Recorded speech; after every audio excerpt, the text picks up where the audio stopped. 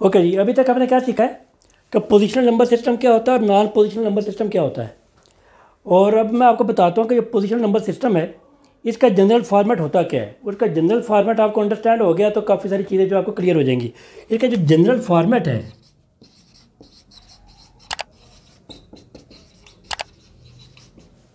Positional number system को लिखने का, वो जनरल फॉर्मेट क्या है, that is like this.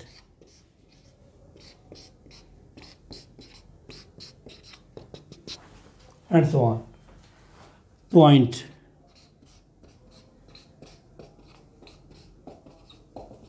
And so on. अब मैंने आपको कहा कि पोजिशनल नंबर सिस्टम के अंदर क्या होता है कि जितने भी डिजिट्स यूज़ होते हैं हर डिजिट की पोजीशन की कोई ना कोई वैल्यू होती है। तो ये जो पोजीशंस हैं यहाँ पर जो डिजिट आएगा, फॉर एग्जांपल आप अगर डेसिमल सिस्टम यूज़ कर रहे हैं तो आप 0 से लेकर 9 तक की इस पोजीशन के ऊपर कोई भी वैल्यू लिख सकते हैं। तो उसकी पोजीशन क्या होगी, 0।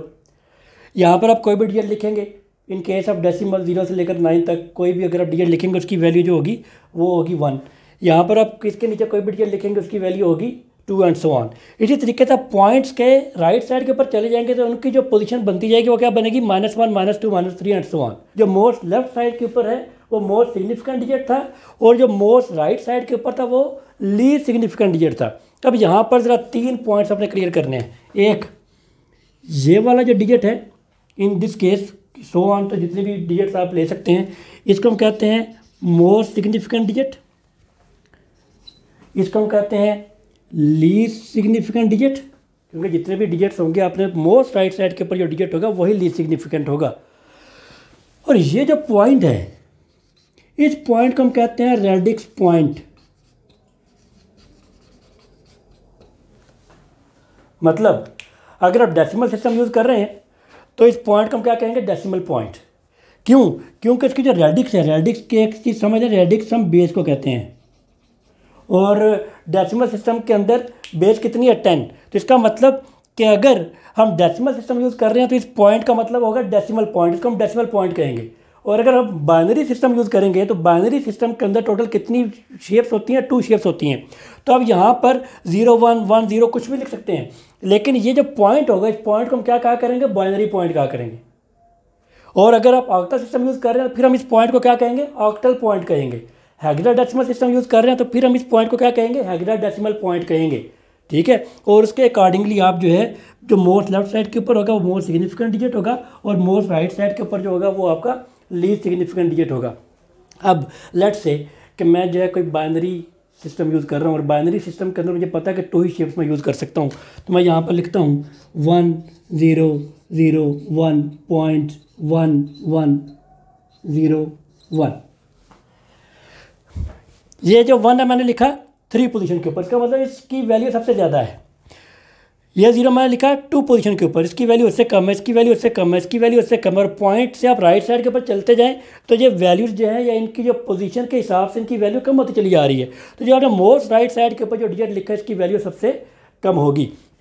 अब यहाँ पर जब हम बाइनरी की बात करते हैं तो ये जो डिजिट है इस डिजिट को हम बिट से रिप्लेस कर देते हैं। बेसिकली जो बिट है ये मोस्टली यूज़ होता है बाइनरी पॉइंट के अंदर, बाइनरी सिस्टम के अंदर। बिट की जो टर्म है वो बाइनरी सिस्टम में यूज़ होती है, इसलिए ये ऐसे केस के अंदर हम इसको मोस्ट सिग्निफिकेंट डिजिट तो जनरली कहते हैं, लेकिन जब बाइनरी की बात करेंगे फिर हम इसको मोस्ट सिग्निफिकेंट बिट कहेंगे और इसको हम लीस्ट सिग्निफिकेंट बिट कहेंगे और इसको हम क्या कहेंगे, बाइनरी पॉइंट कहेंगे।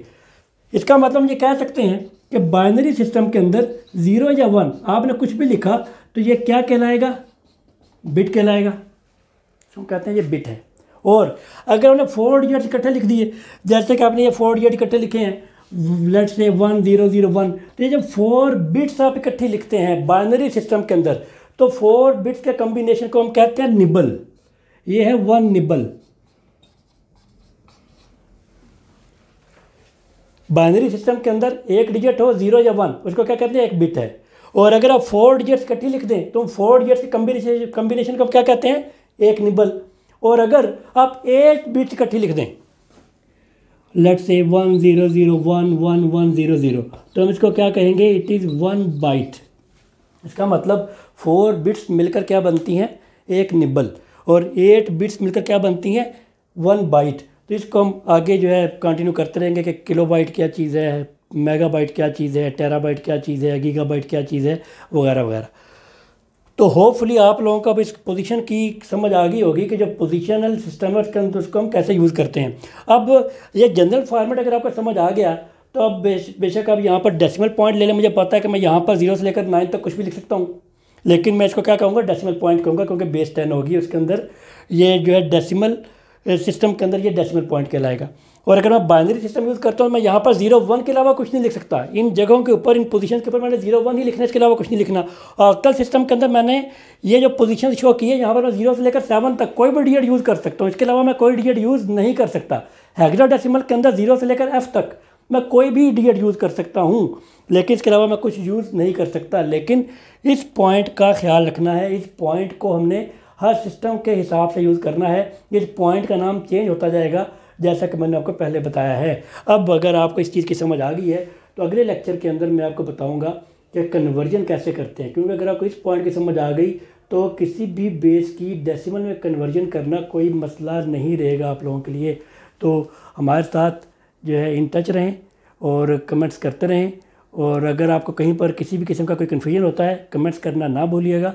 अगले लेक्चर में जो है हम आपको बताएंगे कि किसी भी बेस सिस्टम की डेसिमल में कन्वर्जन किस तरीके से की जाती है। इन पॉइंट्स को आपने अपने जहन में रखना है, इन्हीं पॉइंट्स को फॉलो करते हुए हम आगे कन्वर्जन को स्टडी करते हैं। Thank you very much.